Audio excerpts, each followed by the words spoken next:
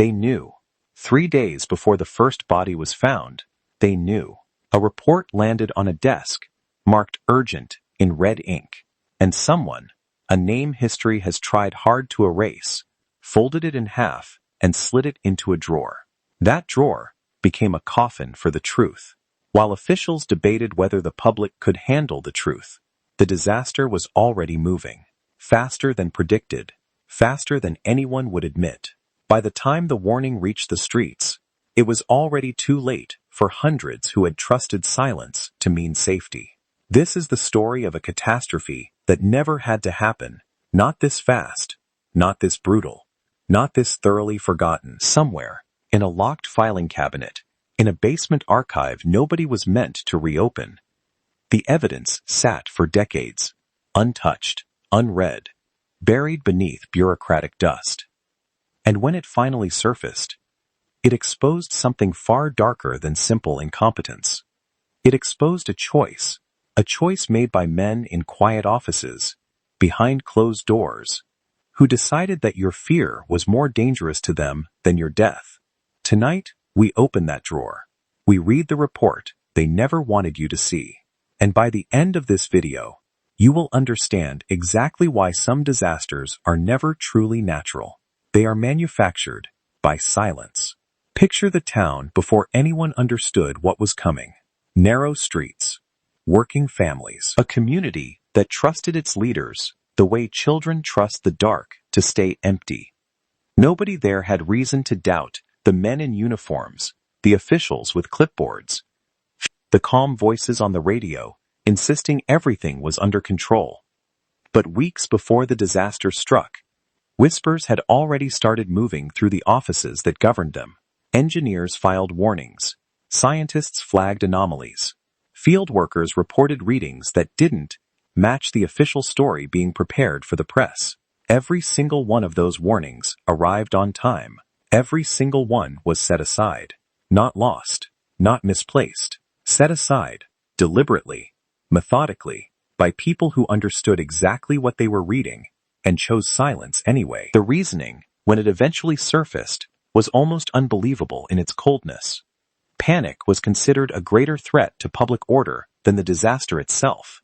Evacuating too early might trigger chaos, financial loss, political embarrassment. Better, they decided, to wait. Better to manage the story than manage the danger. So the clock kept running. Local newspapers fed only approved statements, printed reassurance instead of warning. Families went to sleep believing the danger was still distant, still theoretical, still someone else's problem, never imagining the clock had already run out for people just like them. Then came the night. The forbidden truth could no longer stay buried. A single overlooked detail, one line, in one memo, initialed by one official, revealed that the far timeline authorities had promised the public was already wrong by days. The disaster wasn't approaching. It had already begun. Here is where the story stops being bad luck and becomes something far more disturbing. When investigators finally gained access to the internal records, decades later, after relentless pressure from survivors and journalists, they didn't find confusion. They found coordination.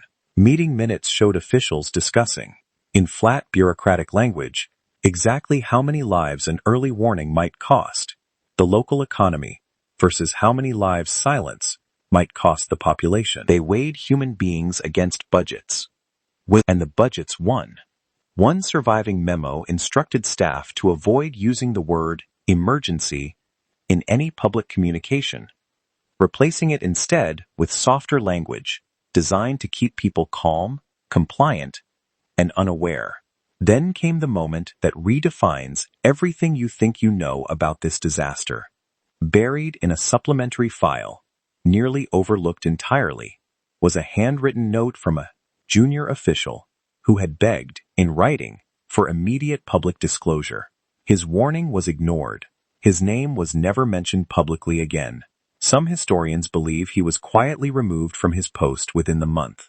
His career erased, along with the truth he tried to tell. The final death toll, when it was eventually confirmed, was several times higher than anything the public had been told to expect while the disaster was unfolding in real time.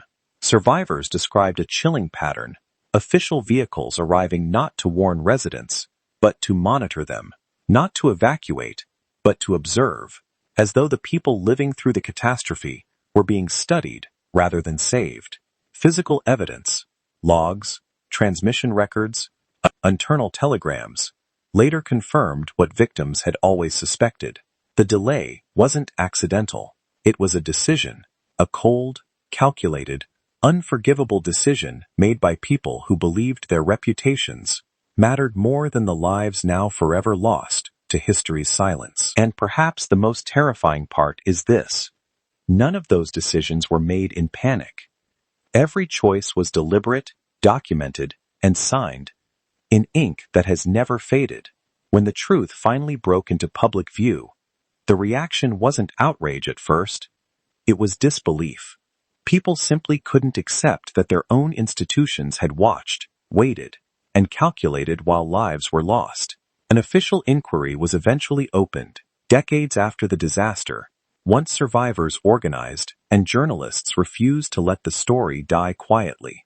Testimonies were gathered, documents were subpoenaed. For a brief moment, it seemed like justice might actually arrive. But justice, in this story, wore a familiar disguise. The officials most directly responsible had already died, retired, or vanished into obscurity, long before anyone could hold them accountable. A handful of low-level employees were publicly blamed, their careers sacrificed to protect the institutions above them. No one of real power ever faced a courtroom for the decision that cost so many lives. Families of victims received formal apologies decades late, apologies that arrived long after the anger had curdled into something closer to grief for a low truth that came too late to matter. But here's why this story still matters today, right now as you're watching this. The same pattern: early warnings ignored, panic feared more than harm, information managed, and instead of shared, has repeated itself in disaster after disaster around the world. In different decades, different countries, different disguises. Environmental warnings buried, industrial hazards hidden, public health data delayed for the sake of stability. This isn't ancient history. It's a blueprint, one that keeps getting reused, because too few people ever learn what happened the first time. Every time we accept silence in exchange for calm, we hand the next disaster permission to happen exactly the same way.